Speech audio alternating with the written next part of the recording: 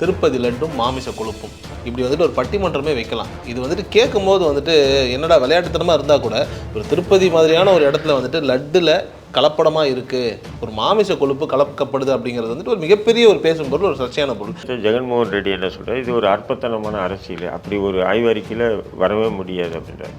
அப்போ அந்த ஃபுட் கார்பரேஷனில் வந்து இப்போது நான் முதல்வராக இருக்கேன்னு சொன்னால், இப்போ நான் சொன்னால் அதிகாரி கேட்க போகிறேன், புரியுதுங்களா உங்களுக்கு?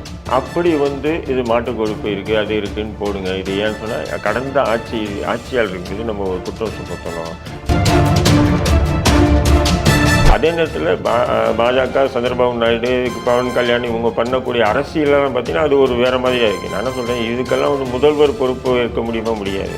அப்போ அந்த சம்மந்தப்பட்ட அதிகாரிகள், அந்த உணவு, அதாவது அந்த லட்டு தயாரிக்கக்கூடிய அவங்கள அத்தனை பேரும் விசாரணைக்கு ஆளாக்கி அவங்கள தூக்கி உள்ளே போட்டால் வேலை முடிஞ்சுதா இல்லையா? அதுக்கு தான் ஜெகன்மோகன் ரெட்டி சொல்கிறாரு, இத்தனை ஆட்சிக்கு முதலமைச்சராக இத்தனை நாள் கழிச்சு ஏன் இவர் பண்ணியிருக்க வாய்ப்பு இல்லையா? இல்லை, அது என்ன அறிவே இல்லை. நான் சொல்கிறேன், இதெல்லாம் ஒரு பொய் பிரச்சாரம்.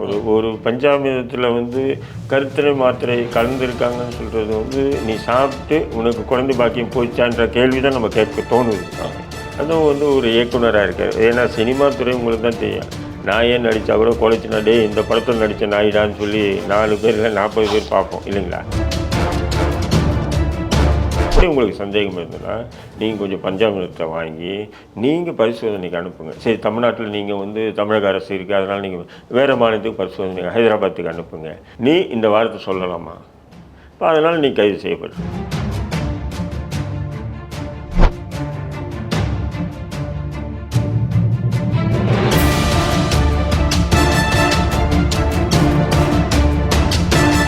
திருப்பதி லட்டும் மாமிச கொழுப்பும் இப்படி வந்துட்டு ஒரு பட்டிமன்றமே வைக்கலாம். இது வந்துட்டு கேட்கும்போது வந்துட்டு என்னடா விளையாட்டுத்தனமாக இருந்தால் கூட ஒரு திருப்பதி மாதிரியான ஒரு இடத்துல வந்துட்டு லட்டில் கலப்படமாக இருக்குது, ஒரு மாமிச கொழுப்பு கலக்கப்படுது அப்படிங்கிறது வந்துட்டு ஒரு மிகப்பெரிய ஒரு பேசும் பொருள், ஒரு சர்ச்சையான பொருள். ஆனால் இதனுடைய பின்னாடி வந்துட்டு அரசியல் தான் இருக்குது, இதில் உண்மைத்தன்மை இல்லைங்கிற மாதிரியான ஒரு பார்வையும் இருக்குல்ல.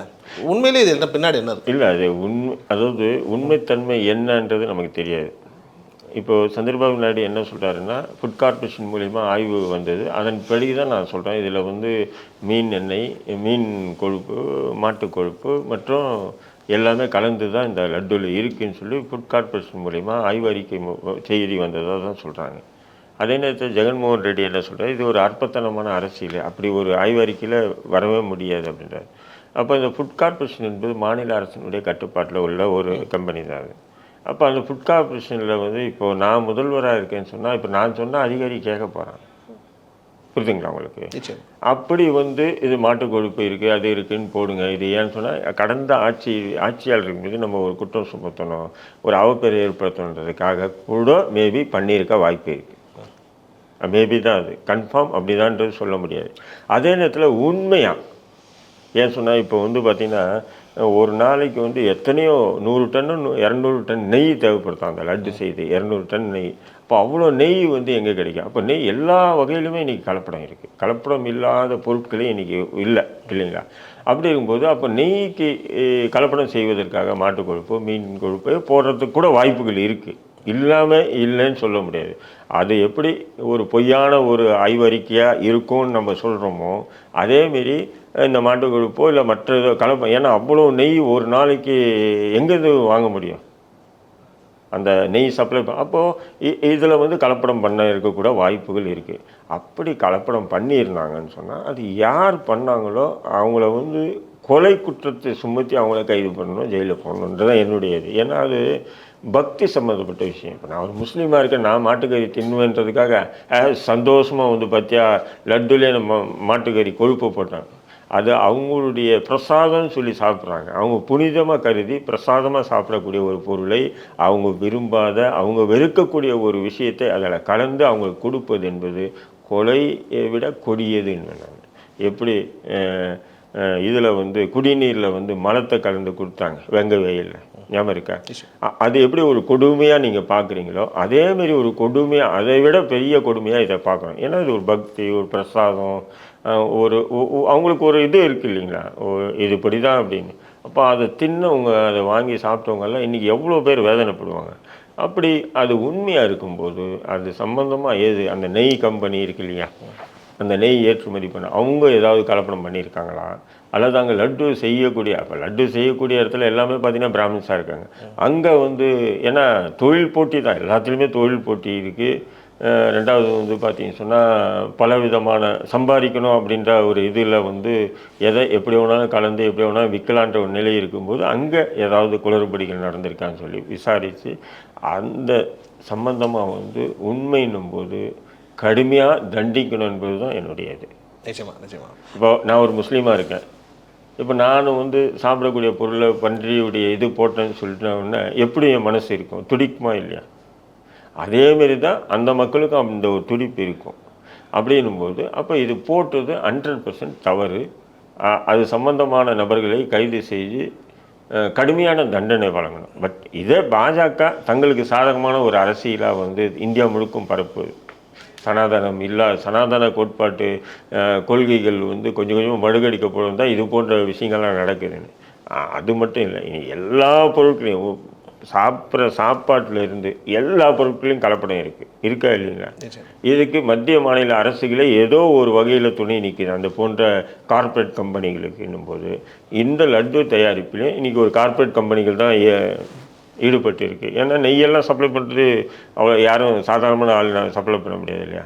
அப்படி இருக்கும்போது அதுலேயும் வந்து கலப்படமாக இருக்கும்போது அந்த கலப்படம் செய்யக்கூடிய நபர்கள் மீது கடுமையான தண்டிக்கணுன்றது தான். நிச்சயமா. இப்போ இது கலப்படம் அப்படிங்கிறது ஒரு நிலை. சரி, இப்போ கலப்படம் இல்லை, இது ஒரு அரசியல் அப்படின்னு வச்சு பார்த்தோம் அப்படின்னா, இப்போ பிஜேபி வந்துட்டு 2004 வந்துட்டு ஆட்சிக்கு வரும்போது வந்துட்டு அவங்க வந்துட்டு அடுத்து ஒரு 3 தடவை வந்துட்டு இந்த இடத்துக்குள்ளே வந்துட்டாங்க அப்படின்னா அடுத்து வந்துட்டு எலெக்ஷன் வைக்க மாட்டாங்க, முழுக்க இந்தியா வந்துட்டு அவங்க கண்ட்ரோலில் தான் வச்சுப்பாங்கன்ற மாதிரியான ஒரு பார்வையும் ஒரு பேச்சும் இருந்தது இல்லையா? ஆல்மோஸ்ட் அந்த ஒரு ஸ்ட்ராட்டஜியை தான் வந்துட்டு சந்திரபாபு நாயுடுவும் பவன் கல்யாணும் இந்த ஒரு நெய் திருப்பதி விஷயத்தில் வந்துட்டு ஹேண்டில் பண்ணுறாங்களோ. ஏன்னா இதற்கப்புறம் வந்துட்டு அவங்களுக்கு ஆப்போசிஷனே இருக்காது. இப்போ உதாரணத்துக்கு வந்துட்டு இது வந்துட்டு ப்ரூவ் ஆகிடுச்சு, இந்த வந்துட்டு போன ஆட்சியில் வந்துட்டு லைக் ஜெகன்மோகனுடைய ஒரு இன்வால்மெண்ட் இதில் இருக்குங்கிற மாதிரியான நிலை வந்துருச்சுன்னா அடுத்து எனக்கு தெரிஞ்சு திருப்பி அவர் ஆட்சிக்கு வர்றதுங்கிறது வந்துட்டு ஒரு மிகப்பெரிய ஒரு கேள்விக்குறியாயிடும். ஏன்னா திருப்பதிங்கிறது வந்துட்டு தெலுங்கர்களை பொறுத்த வரைக்கும் ஒரு மிகப்பெரிய ஒரு நிலையில் இருக்கக்கூடிய ஒரு விஷயம் இல்லையா? அந்த ஒரு ஸ்ட்ராட்டஜி ஹேண்டில் பண்ணுறாங்களோ? அதுதான் நான் முதல்ல அந்த கருத்து சொல்லிட்டேன். ஏன்னா அந்த ஃபுட் கார்பரேஷன் இது வந்து கட்டுப்பாடு அவங்க கையில் இருக்குது. அவங்க சொன்ன அதிகாரி இப்படி கொடுன்னா கொடுப்பாங்க. மேபி அப்படி செய்யறதுக்கு கூட வாய்ப்பு இருக்குன்னு அதான் நான் சொன்னேன் முதல்லையே. புரியுதுங்களா? அது அரசியலாக கூட இருக்கலாம், இல்லைன்னு சொல்லி அது அரசியல்னு சொல்லி நம்ம தவிர்த்துக்கவும் முடியாது. ஏன்னா இன்றைக்கி வந்து எல்லா வகையிலும் கலப்படம் இருக்கும்போது இது போன்ற நெய் வந்து இவ்வளோ நெய் தேவைப்படும் போது அந்த நெய்யை கலப்படம் பண்ணியிருக்க வாய்ப்பு இருக்கலாம். ஏன்னா நெய்யுக்கும் மாட்டு கொழுப்பும் பார்த்தீங்கன்னா ஒரே மாதிரியாக தான் இருக்கும். ஒரு தட்டில் நீங்கள் மாட்டு கொழுப்பும் இன்னொரு தட்டில் வந்து நீங்கள் நெய்யை வச்சு பார்த்தீங்கன்னா எது கொழுப்பு எது நெய்யின்னு தெரியாது. மாட்டு கொழுப்பு வந்து ஒரே மாதிரி தான் இருக்கும். புரியுதுங்களா? அப்படி இருக்கும்போது அது கலப்படம் பண்ணுறதுக்கு கூட வாய்ப்பு இருக்குன்னு சொல்கிறேன் நான். அப்படி கலப்படம் செஞ்சதுன்னா அவங்கள கடுமையான தண்டிக்கணும். அதே நேரத்தில் பாஜக சந்திரபாபு நாயுடு பவன் கல்யாண் இவங்க பண்ணக்கூடிய அரசியலாம் பார்த்தீங்கன்னா அது ஒரு வேறு மாதிரியாக இருக்குது. நான் என்ன சொல்கிறேன், இதுக்கெல்லாம் வந்து முதல்வர் பொறுப்பு ஏற்க முடியாது. அப்போ அந்த சம்மந்தப்பட்ட அதிகாரிகள் அந்த உணவு அதாவது அந்த லட்டு தயாரிக்கக்கூடிய அவங்கள அத்தனை பேரும் விசாரணைக்கு ஆளாக்கி அவங்கள தூக்கி உள்ளே போட்டால் வேலை முடிஞ்சுதா இல்லையா? இதில் வந்து ஜெகன்மோகன் ரெட்டி தான் காரணம்னு சொல்லி எப்படி அவராக வந்து மாட்டு கொழுப்பை கொடுத்து இதில் கலந்து போடுறா அப்படின்னு சொன்னார். இன்றைக்கி என்ன தெரியல, பல ஆண்டுகளாக வந்து இந்த லட்டு இப்படி தானே தயாரிக்கு. இன்றைக்கி வந்து சோதனைக்கு உட்படுத்தப்பட்டிருக்காங்க. இன்றைக்கி உங்கள் ஆட்சி ஏன் உங்கள் ஆட்சின்றதுனால நீங்களே இப்படி ஒரு கலப்படம் பண்ணி லட்டை கொடு நான் சோதிக்கிறேன் சோதனை பண்ணும்போது அப்படியும் பார்க்கலாம் இல்லையா? பண்ணியிருக்கலாம் இல்லையா? அரசு அப்படியும் பண்ணியிருக்கலாம். சந்திரபாபு நாயுடு வந்து அதுக்கு தான் ஜெகன்மோகன் ரெட்டி சொல்கிறாரு, இத்தனை ஆட்சிக்கு முதலமைச்சராக இத்தனை நாள் கழிச்சு ஏன் இவர் பண்ணியிருக்க வாய்ப்பு இல்லையா அப்படின்னு சொல்கிறார். அப்போது அந்த ஃபுட் கார்பரேஷனுடைய முழு கட்டுப்பாடும் மாநில அரசினுடைய கட்டுப்பாட்டில் இருக்குது. இவங்க ஆட்சிக்கு வந்த பிறகு இப்படி லட்டில் கலந்து அங்கே சோதனைக்கு அனுப்பக்கூடிய லட்டில் மட்டும் இப்படி கலந்து அப்படி ஒரு கடந்த ஆட்சியாளர் மீது ஒரு அவப்பெயரை ஏற்படுத்துறதுக்கு கூட வாய்ப்பு இருக்குது. அது அப்படி இருந்து பண்ணிச்சுன்னு சொன்னால் அதையும் கடுமையாக தண்டிக்கணும். ஏன்னு சொன்னால் இது வந்து ஒரு பிரசாதம் ஒரு கடவுள் நம்பிக்கை சம்மந்தப்பட்ட ஒரு விஷயத்தை அரசியல் படுத்தி அது சாப்பிட்டவங்கெல்லாம் அது எத்தனை பேர் வெறுத்து இருப்பான் மனசால் என்னடா அப்படி நடந்துச்சுன்னு. ஏன்னு சொன்னால் இப்போ உதாரணத்துக்கு பார்த்தீங்கன்னா சமீப காலமாக ஆர்எஸ்எஸ் பாஜகலாம் வந்து பிரியாணியில் கருத்தடை மாத்திரைன்னு சொல்லிடுறான். கருத்தடை மாத்திரை வந்து விலை என்ன, ஒரு பிரியாணி விலை என்ன நல்லா புரிஞ்சுங்க. ஆனால் பிரியாணியில் வந்து கருத்தடை மாத்திரை கலந்து கொடுக்குறாங்களாம். 100 ரூபாய் பிரியாணிக்கு ரூபாய் கருத்தடை மாத்திரை வாங்கி கலந்து கொடுப்பானா அவனா? அதான். இது என்னன்னா, பிரியாணி கடைகள் பெரும்பாலும் முஸ்லீம்கள் வச்சுருக்காங்கன்னா அப்படி ஒரு பொய் பிரச்சாரத்தை வந்து முன்னெடுத்தாங்க ஆர்எஸ்எஸ் பாஜக. இன்றைக்கி கூட மோகன்ஜின்னு சொல்லிட்டு இயக்குனர் மோகன்ஜி வந்து கைது பண்ணியிருக்கு. அவர் வந்து பழனி பஞ்சாமிரதத்தில் வந்து கருத்தடை கலந்துருக்கு அப்படின்னு சொல்லி தொடர்ந்து யூடியூப்பில் வந்து பேசினாங்க. இதெல்லாம் என்ன ஒரு சிந்தனையில் என்ன அறிவில் இவங்கெல்லாம் பேசுகிறாங்க அப்படின்னு நினைக்கிறீங்க? இல்லை, அது என்ன அறிவே இல்லை. நான் என்ன சொல்கிறேன், இதெல்லாம் ஒரு பொய் பிரச்சாரம். ஒரு பஞ்சாமிரதத்தில் வந்து கருத்தடை மாத்திரை கலந்துருக்காங்கன்னு சொல்கிறது வந்து நீ சாப்பிட்டு உனக்கு குழந்தை பாக்கியம் போச்சான்ற கேள்வி தான் நம்ம கேட்க தோணுது.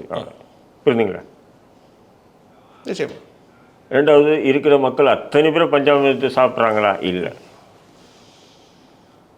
பெரும்பாலும் வயசானவங்க தான் அந்த பஞ்சாமிரதத்தை விரும்பி சாப்பிடுவேன். சரி, இளைஞர்கள் யாரும் சாப்பிடுவேன். அப்படியே மீறி அப்படி சாப்பிட்டு இதேமாரி நடந்ததுன்னு சொன்னால் அது லாஜிக்காக ஏற்றுக்கலாம் நம்ம. அப்படிங்கும்போது பஞ்சாமிரதத்தில் வந்து கருத்தடை மாத்திரை கலந்துக்கிறாங்கன்னு சொல்லிட்டு ஒரு வன்மத்தை இது பண்ணி அதன் மூலமா அரசியல் ஆதாயம் தேடுவதெல்லாம் ஒரு கேவலமான கீழ்த்தரமான விஷயம் அது.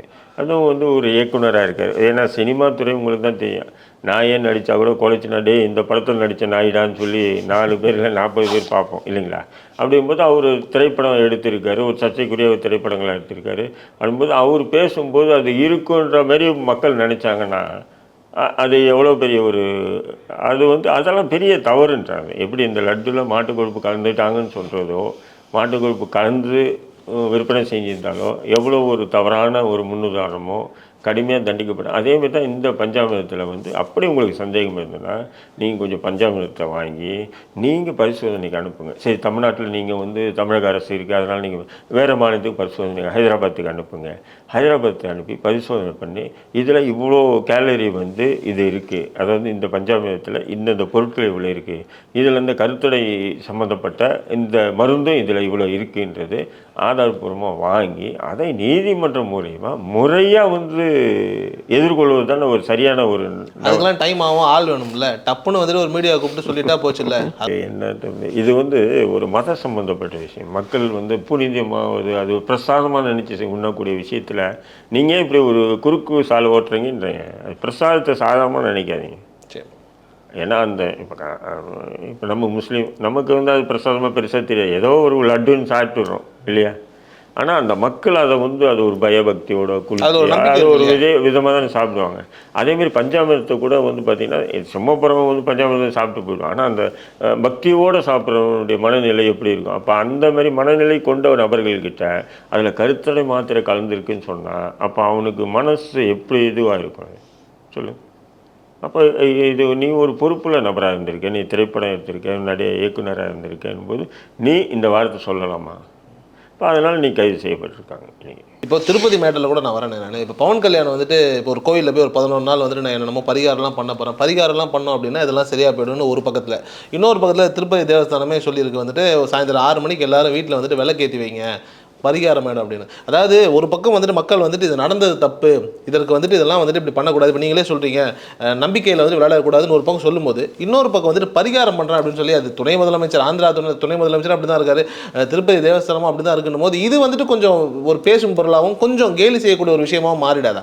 இல்லை, அதனால தான் வந்து பார்த்தீங்கன்னா எந்த மதத்திலும் இல்லாத நாத்திகம் இந்து மதத்தில் அதிகமாக வளர காரணம் வந்து இது ஒன்று தான். ஏன்னு சொன்னீங்கன்னா அந்த தவறு நடந்திருக்கு, அந்த தவறு நடந்திருக்குன்னா சம்மந்தப்பட்ட அதிகாரிகள் மீதோ அந்த சம்மந்தப்பட்ட அந்த குறைஞ்சது அந்த லட்டு செய்யக்கூடிய நபர்கள் மீது கடுமையான நடவடிக்கை எடுப்பது தான் சிறந்தது. அதை விட்டுட்டு பரிகாரம் பண்ணன்னு சொன்னால் சாப்பிட்டதெல்லாம் வந்து மாறிடுமா? மாறாது. ஒன்று. ரெண்டாவது வந்து பரிகாரம்னு கூட விடுங்க, அந்த கோமியம் தெளித்து பரிகாரம் பண்ணியிருக்காங்க, நேற்று பார்த்தேன் டிவியில எல்லாம்.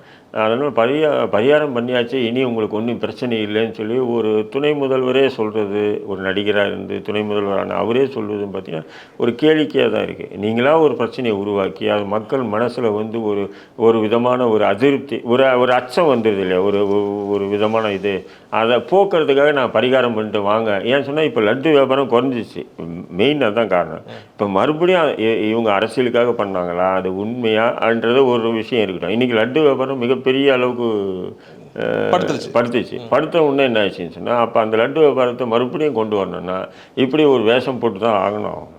அதனால் அந்த வேஷமாக தான் நம்ம பார்க்கணுமே தவிர அதில் எவ்வளோ உண்மை அடங்கி இருக்குன்னு நமக்கு தெரியாது. அது நான் விமர்சனம் பண்ணுவதே சரியானது அல்ல. நான் ஒரு முஸ்லீமாக இருந்துக்கிட்டு இது வந்து இந்து சமயம் சம்மந்தப்பட்ட விஷயம், அதில் வந்து பரிகாரம் என்று ஒரு விஷயம் இருக்குது, அந்த பரிகாரத்தை வந்து இவர் நக்கல் அடிக்கிறார், கேலி அடிக்கிறார்ன்ற மாதிரி கொண்டு போயிடுவாங்க.